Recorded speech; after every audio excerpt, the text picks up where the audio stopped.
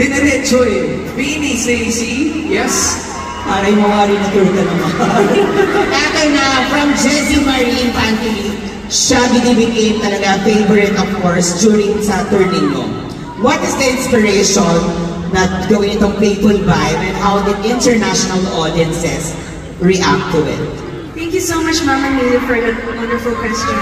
Of course, we're very honored and grateful to be able to represent Filipino culture around the world. And it makes us super happy because, you know, Shaggy is not just a song or a game. It is something to be proud of. And we're this song allows us to share the beauty of the game. You know, Shaggy Shabo po. Gusto ko sa'yo, hindi mo kayo to. Sisimplihan ko pa para makagaya.